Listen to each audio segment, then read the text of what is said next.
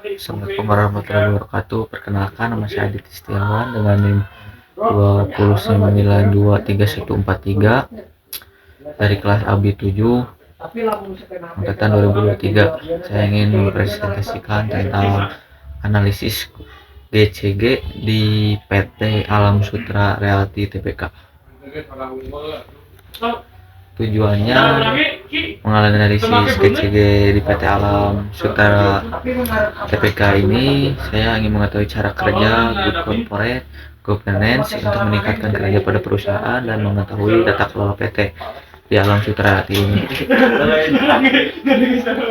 Profil perusahaannya, PT Alam Sutra ini sebuah perusahaan pengembangan properti yang terkemuka di Indonesia, ya tentunya, yang berkantor di Tangerang, Banten, dan didirikan pada 3 November tahun 93, yaitu 30 tahun lalu.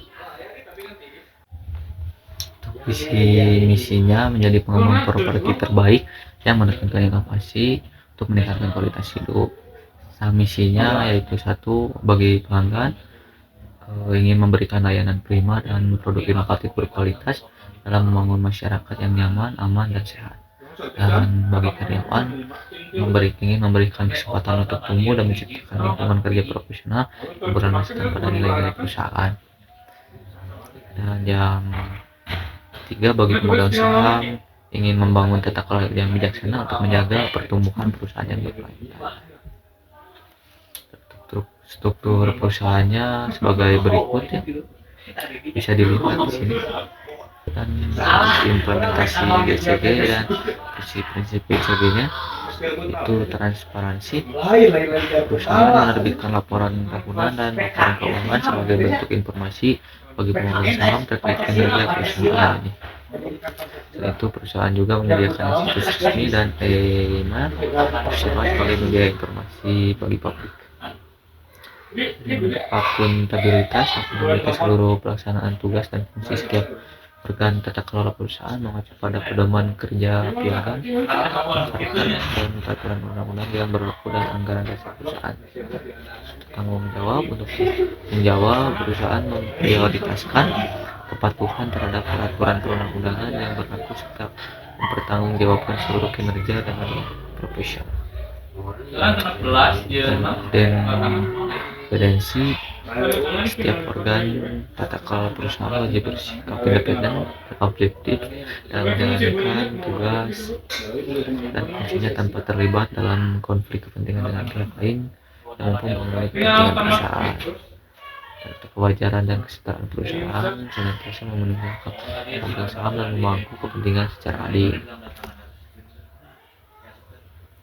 Dan untuk implementasi GCG kebijakan dan prosedur, kebijakan transparansi, laporan keuangan dan informasi perusahaan di PT Alam Sutra ini wajib menerbitkan laporan keuangan tahunan, laporan tiga bulanan, dan laporan keberlanjutan yang diungkapkan secara terbuka kepada publik dan pemegang saham. Dan transparansi ini tentu memberikan gambaran jelas tentang kinerja keuangan perusahaan. Kebijakan akuntabilitasnya, untuk struktur organisasi dan tanggung jawab PT Alam Sutra Realty Tbk ini diharapkan memiliki struktur organisasi yang jelas dengan pemisahan tugas yang efektif. Ini meliputi para dewan direksi, dewan komisaris, dan komite audit dalam mengawasi dan evaluasi. Kebijakan responsibilitas manajemen risiko, Alam Sutra Realty Tbk ini harus memiliki manajemen risiko yang menyeluruh, mencakup identifikasi, evaluasi, dan mitigasi risiko yang mungkin timbul dalam operasi bisnisnya. Ini untuk analisis kinerja good corporate governance dan laporan keuangannya bisa dilihat di sini. Dan ada beberapa program CSR di Alam Sutra melakukan restorasi fungsi ekologis hutan-hutan mangrove yang gerbang kedua. Alam Sutra ini juga meningkatkan produktivitas dan kualitas hunian melalui pelatihan kerja serta restorasi lingkungan. Alam Sutra ini menanam 10.000 bibit mangrove, ya. Dan yang terakhir, melakukan donor darah. CSR Alam Sutra peduli Ini untuk analisis kinerja GCG-nya. Untuk penilaian bisa dilihat di layar berikut.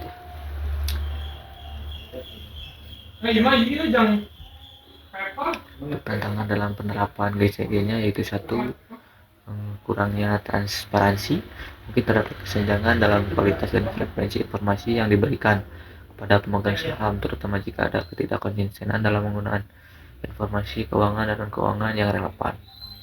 Yang kedua, struktur akuntabilitas yang lemah.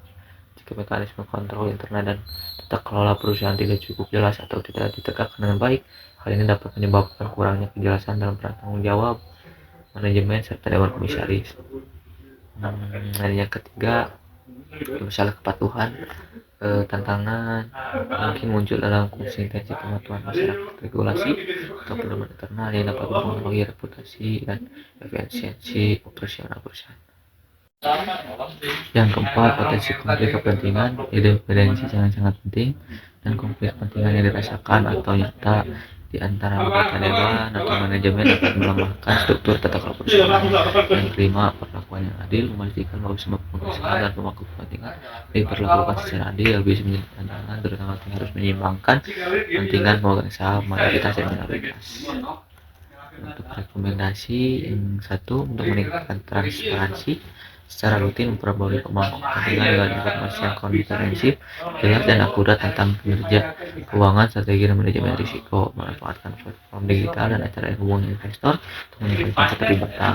Kedua, membuat mekanisme akuntabilitas, menerapkan pedoman yang lebih jelas dan kontrol internal yang lebih kuat untuk memastikan setiap fungsi tata kelola yang bertanggung jawab atas ketidaktakannya. Melakukan audit rutin dan membentuk komite manajemen risiko untuk mengawasi proses ini.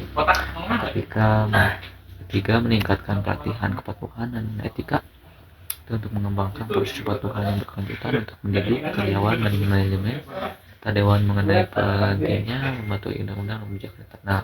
Ini dapat membantu mengurangi risiko ketidakpatuhan. Keempat, memperkuat independensi dewan komisaris. Pastikan bahwa posisi dewan komisaris mencakup komisaris independen yang dapat secara objektif mengawasi tindakan manajemen dan operasi perusahaan secara rutin terhadap potensi kepentingan. Yang kelima, untuk mempromosikan perlakuan adil terhadap semua pemegang saham, membentuk transparan untuk memahami keluar atau sengketa dari pemegang saham minoritas dan memastikan suara mereka didengar dalam proses pengambilan keputusan. Untuk kesimpulannya, penerapan corporate governance PT Alam Sutra ini menunjukkan keputusan terhadap transparansi, akuntabilitas, tanggung jawab, independensi, serta keadilan bagi semua pemangku kepentingan. Perusahaan rutin menerbitkan laporan tahunan keuangan serta memiliki struktur organisasi yang solid dan dipimpin oleh komite audit dan komite nominasi serta remunerasi. Dan program CSR yang aktif seperti restorasi lingkungan dan pelatihan kerja dan menunjukkan kepedulian perusahaan terhadap lingkungan dan komunitas.